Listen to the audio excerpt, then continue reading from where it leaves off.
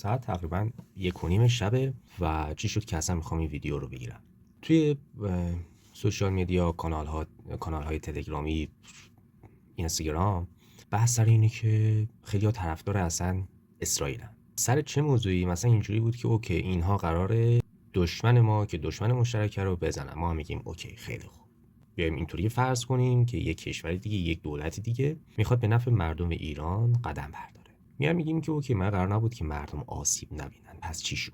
این وسط هموطنای ما دارن به هر حال آسیب میبینن، زخمی میشن، کشته میشن. این اولین مورد. دومین مورد، کدوم دولت خارجه به فکر مردم یک کشور دیگه بوده؟ مسئله که وجود داره این است که بیشتر کشورها نمیخوان خوشی ایران رو ببینن. یعنی شما مثلا همون زمان رضا شاه وقتی که دیگه داشت ایران عروس خاورمیانه میشد، انقلاب پا کردن. و مسئله اینجاست که حالا شما مثلا میگین که اوکی مردم آسیب نبینن، نظامی‌ها آسیب ببینن، مگه کال آف دیوتیه که شما انتخاب کنی کی رو بکشی کی رو نکشی؟ پس جنگ نظامی و غیر نظامی نمیشناسه. دلتون رو خوش نکنین که اوکی ما یک دشمن مشترک داریم و قراره اون رو نابود کنیم. نه، هر کشوری به فکر منافع خودشه، اینو هیچ وقت یادتون نره.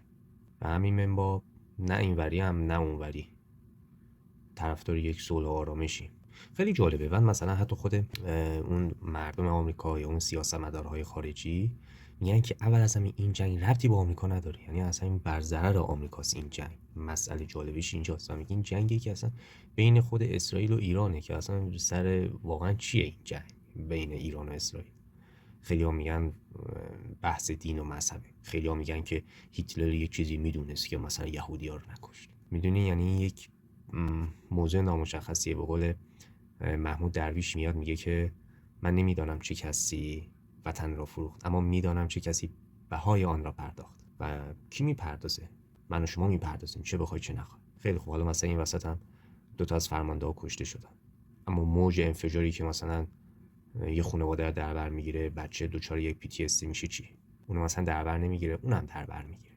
و همین منباب خیلی مسخره است که فکر کنی یک دولتی دیگه میاد به نفع مردم یک کشور دیگه قدم برمیداره و خنده داره واقعا. یعنی باید به عقل خودتون رجوع کنید.